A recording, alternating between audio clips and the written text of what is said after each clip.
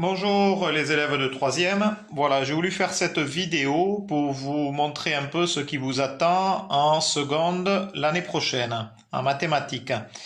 Alors pourquoi cette vidéo? Tout simplement parce que, écoutez, je me mets à votre place. Vous êtes en train de vous dire, peut-être, en tout cas certains d'entre vous, avec ce confinement, est-ce que je vais véritablement être à la hauteur par rapport au programme de mathématiques de seconde. Donc cette vidéo pour vous rassurer au cas où vous poseriez ce genre de questions.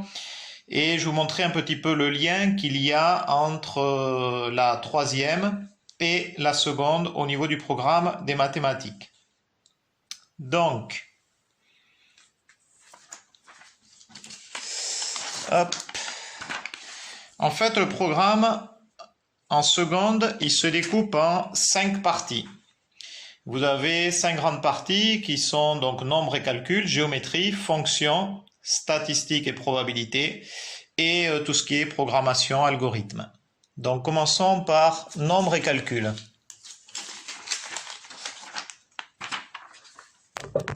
Oups là, ça bouge. Nombre et calcul. Alors, vous aurez à résoudre des inéquations.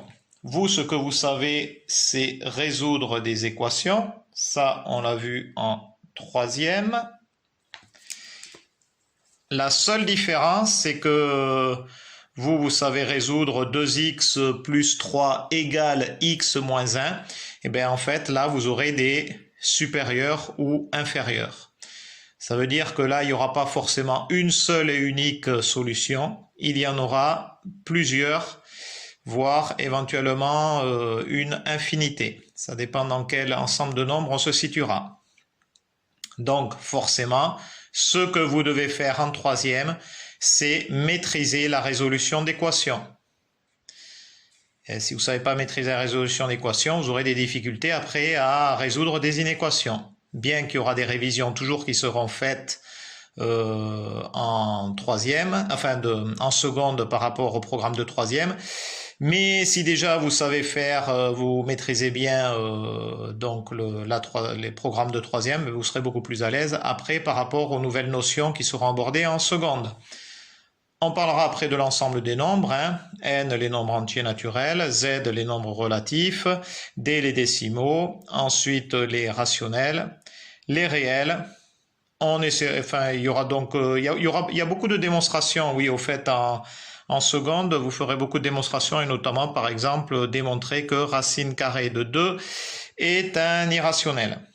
Les intervalles, donc là je ne vais pas m'attarder là-dessus, ça c'est pour vous, ce sera quelque chose d'assez nouveau, les intervalles.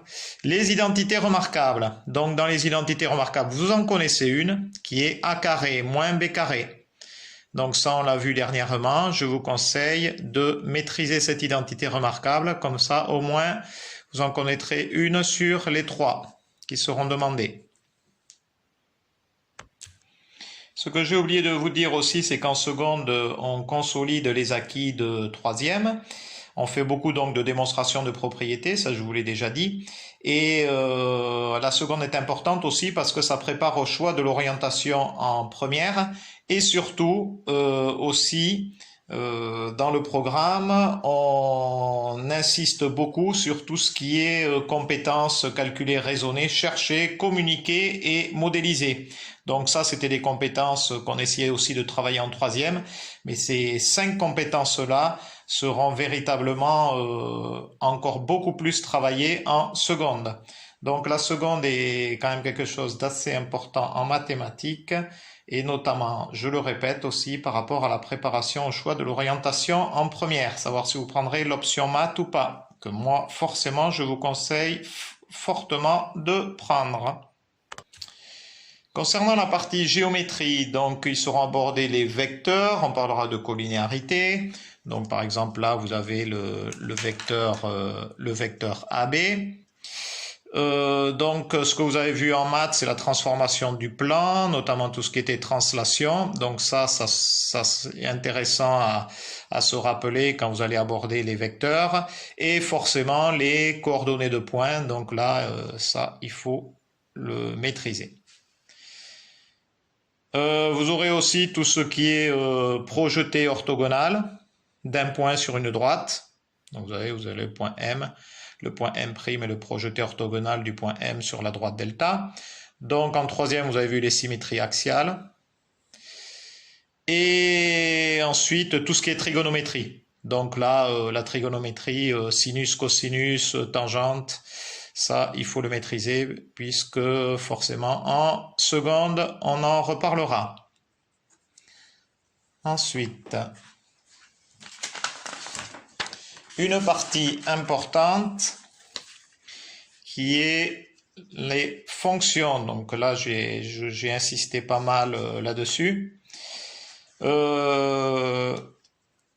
Et notamment le lien entre la forme algébrique et la représentation graphique. Pour ça seront utilisés par exemple GeoGebra et votre calculatrice.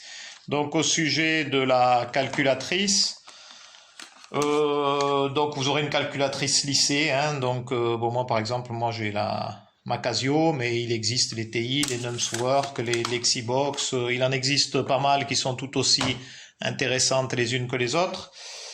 Moi je vous conseille pas de l'acheter avant de rentrer en seconde et d'attendre en fait ce que va vous dire votre professeur de mathématiques, parce que ce qui est important c'est d'avoir les mêmes calculatrices au niveau de la classe, comme ça sera plus simple pour vous et aussi pour le professeur. Voilà. Donc les fonctions affines, alors là on va en reparler des fonctions affines en seconde. Donc ça on les a vues aussi, enfin on les voit actuellement donc en troisième là. Donc aucune impasse là-dessus, hein. Si vous maîtrisez les fonctions affines, ben déjà vous aurez fait un grand pas dans les fonctions au niveau de la seconde, puisque ben, cette partie-là, vous la connaîtrez déjà. Et tout un tas de fonctions de référence. Par exemple, la fonction carré, qui est f de x égale x au carré, la fonction racine carré, donc là, c'est la fonction carré, il n'y a pas de e, j'ai pas fait de faute, puisque c'est le carré, en fait.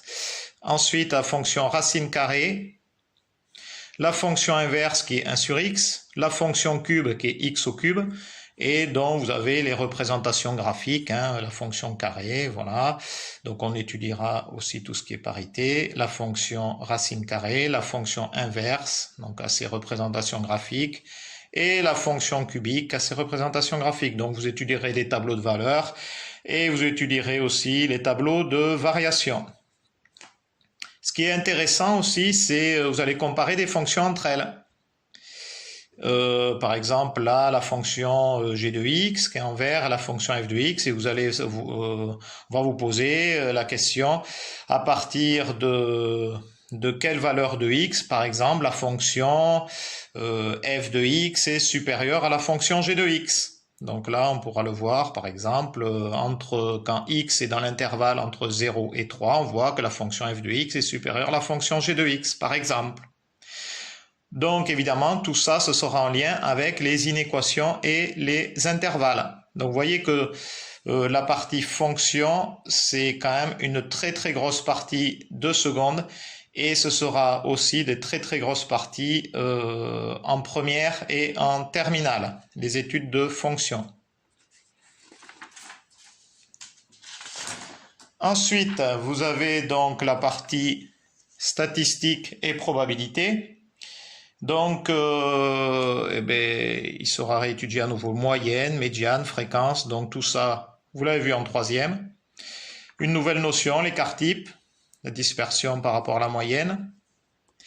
Taux d'évolution avec les pourcentages, donc les pourcentages à maîtriser, hein, ça a été vu depuis le début du cycle 4. Et ça s'est poursuivi tout au long du cycle, avec la proportionnalité notamment. Et ensuite, les probabilités, hein, donc c'est des probabilités qu'on a vues aussi en troisième. Hein. Pour tout ce qui est algorithme et programmation, c'est simple, enfin c'est simple, entre guillemets. L'explication, enfin ce que vous allez faire, c'est qu'en fait, en cycle 4, vous faisiez de la programmation avec Scratch. Et bien, à partir de la seconde, Scratch, c'est plus avec Scratch, ça sera dorénavant avec Python, un nouveau langage. Voilà, tout simplement. Et donc Python, vous en ferez beaucoup par rapport à ces cinq parties, et notamment avec les fonctions. et aussi les statistiques et probabilités aussi. Vous ferez pas mal de Python avec les probabilités, notamment avec les lancers de dés, toutes ces choses-là. Voilà, j'en ai fini. Ben, écoutez, si vous avez des questions, n'hésitez pas. Et bon courage dans ce confinement qui continue. Et donc, faites bien tout ce que je vous demande à faire, puisque j'ai le souci aussi pour vous que lorsque vous irez en seconde générale, pour ceux qui iront en tout cas, eh bien, ils soient le plus à l'aise possible. Voilà aussi mon objectif. Allez, à chat.